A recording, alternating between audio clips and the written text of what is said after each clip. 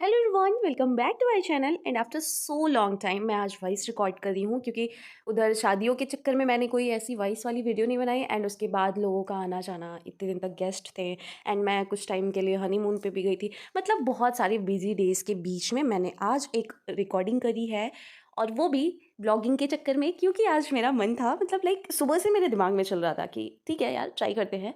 तो मैंने आज सुबह सुबह ही रेगुलर डेज़ की तरह अर्ली मॉर्निंग उठने के बाद मम्मी मुझे साड़ी पहनाती हैं, क्योंकि शादी को 1 महीने हो गया और अभी भी मुझे कोई ढंग की साड़ी पहननी नहीं आती। वैसे रेगुलर मैं थोड़ा थोड़ा कोशिश करती हूँ, बट आज क्योंकि बाहर जाना था तो बस इसलिए मम्मी ने मुझे साड़ी पहनाया और उसके बाद मैं अपनी तैयारी में लग गई थी।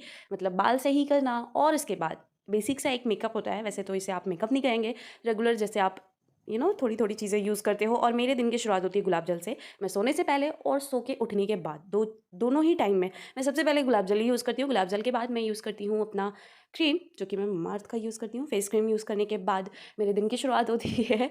और आपको वीडियो कैसी लगी मुझे मेंशन ज़रूर करिएगा। फिलहाल उसके बाद मैं करती हूँ अपना मंगलसूत्र वेयर, क्योंकि अगर कोई चीज़ सुहाग से रिलेटेड है तो दिन की शुरुआत तो चलो ठीक है, बट किसी रस्मों की शुरुआत में सबसे ज़्यादा मायने रखता है सिंदूर और मंगलसूत्र। तो बस मैंने मंगलसूत्र लिया और उसके बाद मैं चली गई मम्मी के पास सिंघोरा लेके अपना सिंदूर लगवाने, क्योंकि यहाँ शादी के बाद 40 दिन तक सास आपको सिंदूर लगाती हैं, आंचल में कुछ चीज़ें देती हैं खाने के लिए, जो कि मेरी आज तक कभी ख़त्म नहीं हुई है। तो इसलिए अभी क्या है कि मैं छोटी छोटी चीज़ें खोज रही होती हूँ कि क्या दूँ मैं मम्मी को ऑप्शन में, जो मेरा जल्दी ख़त्म हो जाएगा। रे लाइक उधर तो काफ़ी दिन तक मैंने काजू किशमिश बादाम भी निकाल दिए।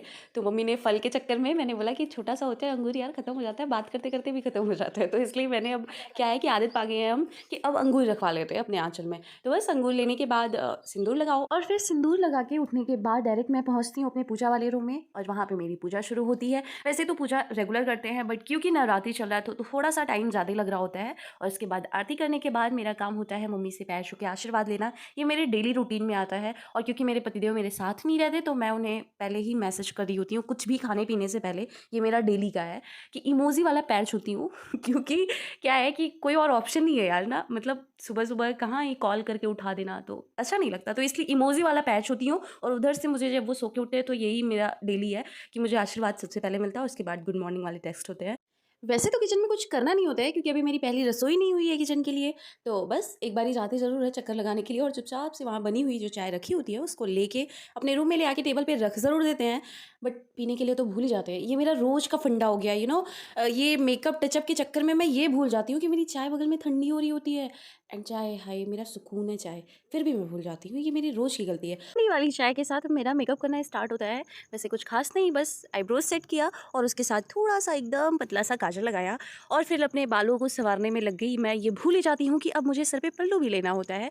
तो मेरे बाल के जो संवारने वाले टाइम होते हैं ना, ये बचा भी सकती मैं, बट नहीं, क्योंकि ये एडिक्टेड होते हैं ना कुछ लोगों की। मतलब यार नहीं, बाहर निकलने अच्छे तो दिखना चाहिए ये हम सारी लड़कियों, नहीं यार अब तो औरतों का काम होता है, क्योंकि मैं भी एक औरत बन चुकी हूँ। मैं ये हर बार ही भूल जाती हूँ, और जब भी मुझे कहीं बाहर जाना होता है मैं यही सोच रही होती हूँ यार, मतलब अच्छे तो दिखना है लेकिन सर पे पल्लू लेना होता है यार। बाल स्ट्रेट करना, हेयर स्टाइल्स बनाना, कोई मतलब नहीं रहता। लेकिन फिर भी मेरा ये जो अंदर वाला कीड़ा है, मैं उसे जगाते हुए अपना बाल स्ट्रेट करती हूँ और उसी के साथ हेयर स्टाइल बनाती हूँ।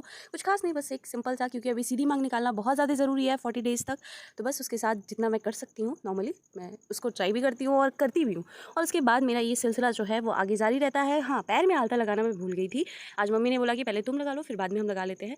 तो बस उसको लगाने के बाद मैं आगे की चीज़ों में मुझे क्या ही करना था। ज्वेलरी तो मुझे कुछ लॉन्ग सी पहनी नहीं थी, मम्मी ने मना किया हुआ था, क्योंकि अक्सर मंदिर वंदिर में ये चीज़ें गुम हो जाती हैं। तो इसलिए मैंने अपनी जो शादी वाला वो मंगलसूत्र था मैंने उसको निकाला, और दीदी ने मुझे ये नाम का पेंडेंट वाला जो मैंने मंगलसूत्र ऑनलाइन बनवाया हुआ था, इन्होंने मुझे गिफ्ट किया था। इन्होंने इन द सेंस कि आशीष ने। तो बस उसको पहना और फिर तैयार होके चटपट से निकल गई ये नई नवेली दुल्हन। गाड़ी में बैठ के हमारा सफ़र शुरू हुआ, और बहुत जल्दी लाइक सिर्फ 1 घंटे में हम हमारे डेस्टिनेशन पे पहुंच गए थे, जहाँ के लिए इतना ज़्यादा हम उतावले हो रहे थे, क्योंकि मेरा पहली बार था। मतलब बुढ़िया माता मंदिर में यहाँ पहली बार आ रही हूँ। वैसे तो मम्मी कहती है कि मैं हर साल जा रही होती थी, बट इस बार मेरा पहला था। और वहाँ से हमने अपना प्रसाद जो भी लेना था चढ़ाने के लिए वो लेते हुए एक लंबी सी लाइन, मतलब नवरात्रि का दिन ऊपर से संडे, हाय वो भीड़ हुई थी ना। इतना नज़दीक मंदिर था, उसके बगल से हम लोग गुजर रहे थे लाइन में जाने के लिए। मतलब मंजिल यहीं पे है और उसके लिए इतना दूर तक घूम घूम के, मतलब यार 2.5 घंटे मंदिर में ना वो हालत ख़राब हो रखी थी। लेकिन फिर भी हमने मंदिर में मतलब टाइम तो लगाया। उसके बाद फिर दर्शन करने के लिए अंदर भी गए, बहुत ही सुकून सा वो टाइम था। बट यार क्या है ना कि अंदर फ़ोटो लेना मना है। ये टैग जब मैं देखी ना तो समझ नहीं आ रहा था वीडियो कैसे रिकॉर्ड करेंगे, बट फिर भी एक छोटी सी वीडियो आ गई थी और फिर मैंने दीदी को फ़ोन दे दिया हुआ था। मैंने वहाँ पे पूजा करी, मतलब खुल के पूजा किया, पूरा टाइम मिल गया था।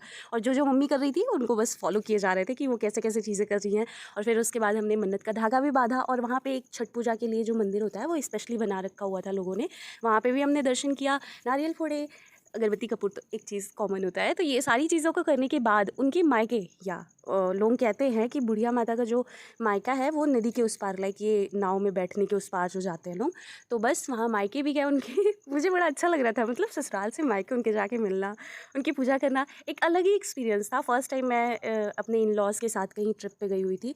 वैसे तो मैं बस इनके साथ गई थी इससे पहले हनीमून पे, वो भी मेरा फर्स्ट टाइम ही था। एंड फैमिली के साथ हमने कुछ फ़ोटोज़ भी क्लिक करी, मम्मी के साथ, पापा के भी साथ। तो आप मुझे बता सकते हो कि मैं लग कैसी रही थी? कि पियर को आप देखोगे तो आपको भी हँसी आएगी कि मैंने क्या ही लिख रखा है।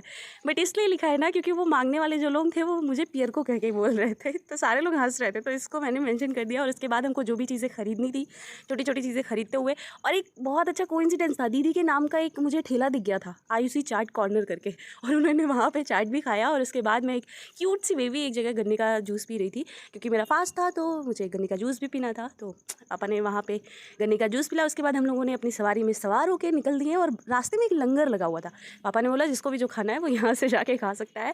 तो बस इसी हंसी खेल के साथ हमारा सफ़र शुरू हुआ। लेकिन यार वो लंबी लाइन लगी पड़ी थी ना, मतलब इतना लंबा जाम था। दर्शन करने में हम लोगों ने 2.5-3 घंटे लगा दिए लाइन लग के। उसके बाद फिर गाड़ियों की लाइन में लग के आधे घंटे निकाल दिए और फिर हमारा सफ़र शुरू हुआ। और आते आते आधे रास्ते में सबको भूख लग गई थी।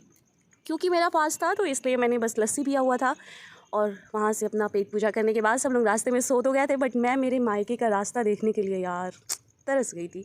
बैठ के बस उसे देखे और अपनी पुरानी यादों को, उसी रास्तों को, उन्हीं सड़कों को देखते हुए, समेटते हुए अपने आप को अपने फाइनली ससुराल वाले गली में आके अपने घर पे पहुँची, लाइक ससुराल पहुँच गई।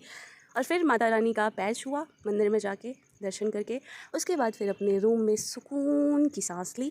आप मुझे ये ज़रूर मेंशन करके बताइएगा मेरा ये फर्स्ट ब्लॉग कैसा था। Please like and subscribe my channel.